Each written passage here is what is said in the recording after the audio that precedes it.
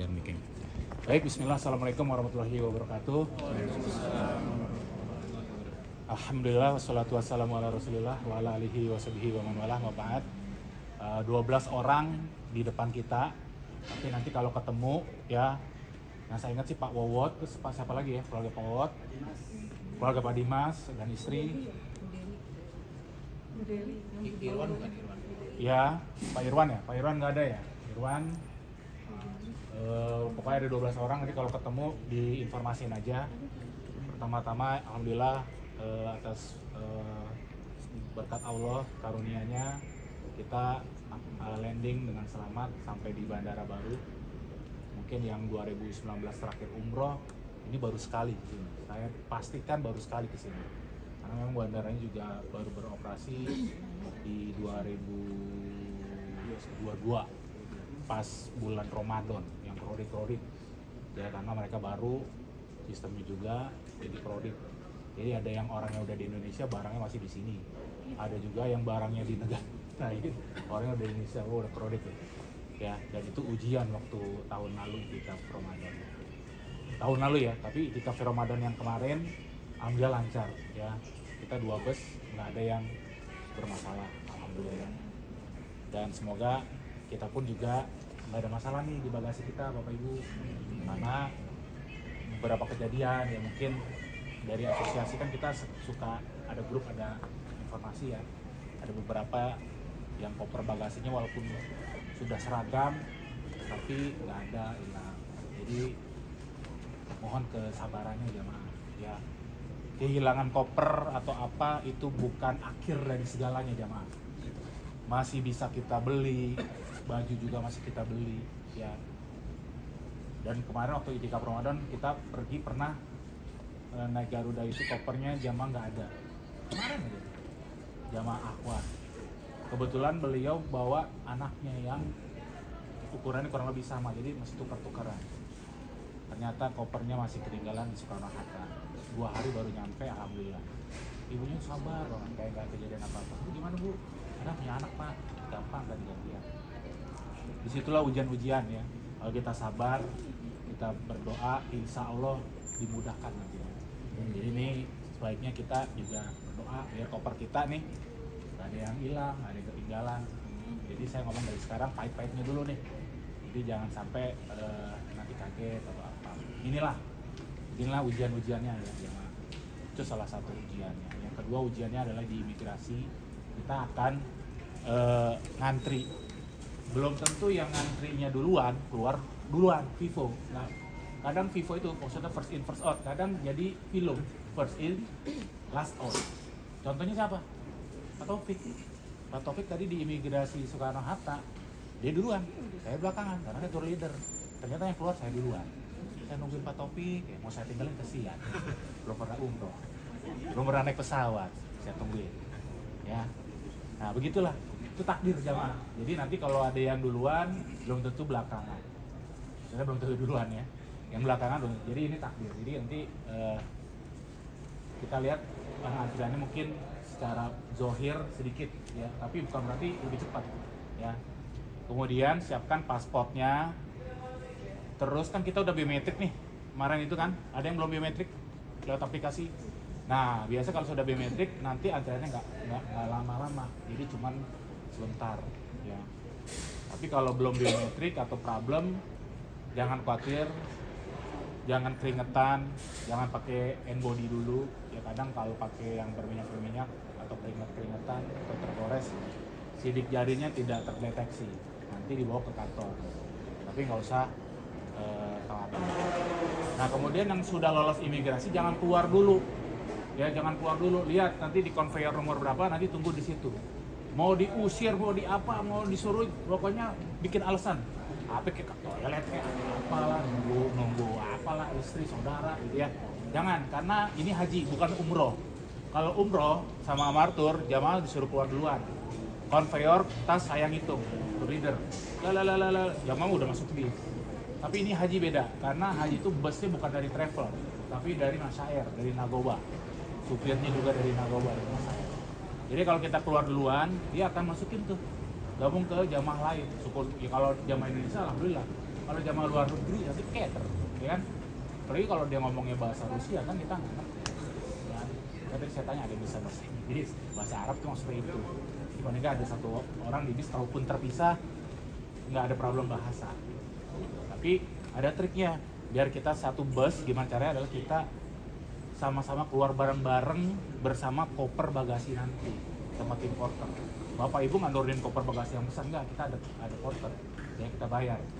Jadi kita hanya keluar bebarengan mereka, agar masuk bisnya bareng antara koper bagasi sama jamaah. Nah, kemudian kalau tas kabin yang dibawa, yang Ikhwan kan aman nih, karena dibawa terus. Jangan ada yang tinggalan nih, nggak ada yang tinggalan kan di pesawat? Ada. Nah, PR kita adalah ada tas kabin yang masuk di bagasi. Nah, ini nanti dibawa masing-masing. Tapi kalau sudah 27 sudah kita hitung udah sama. Jangan ngambil dulu. Karena kenapa? Kalau diambil nanti porternya marah. Ya, marah pertama dia susah ngitungnya juga. Yang kedua disangkain ngambil jatahnya dia. Karena bayaran kita ke porter itu berdasarkan koli. Ya, mau koli gede, mau koli kecil, mau kolinya sekecil kalkulator sampai segede peti matinya Firaun, itu sama dihitung sama dia. Ya, canda aja seperti itu. Ada juga yang bawa peti mati Firaun kan dari ya, jadi kita bareng-bareng di sini, kita sekeluarga bareng-bareng. Makanya saya mohon dipakai syalnya Bapak Ibu. Kenapa? Untuk memudahkan saya. Karena banyak yang pakai kain ihram sama, banyak yang pakai baju batik sama, batik haji, banyak yang pakai baju hitam. Memang udah ada ID card, tapi ID card kurang eye-catching. ID card ini kan bawahnya untuk legal ya, ID card. Ya, jadi sal yang telah diberikan mohon dipakai. Ya, ID card tetap harus dipakai. Dan nanti kita masuk bus, kita nggak langsung ke hotel Bapak Ibu, ya, tapi ke hotel, betul, kantor maktab. Ngapain ke kantor maktab? Untuk daftar ulang. Bahwasanya jamaah haji Furoda itu nanti ke kantor maktab, nanti dicek pasportnya, nanti akan diberikan ID card maktab sama gelang maktab yang warna putih biasanya, ada RFID. Nah, itu dipakai terus tuh, ya nggak boleh dicopot. Tahan air dia, tahan air. Ya setahu saya tahan air. Terus baru dari situ itu bisnya beda ya. Jadi pastiin jangan ada yang ketinggalan. Tahun lalu jamaah saking dia pikir busnya nganter ke hotel, bus yang sama dia taruh lah tas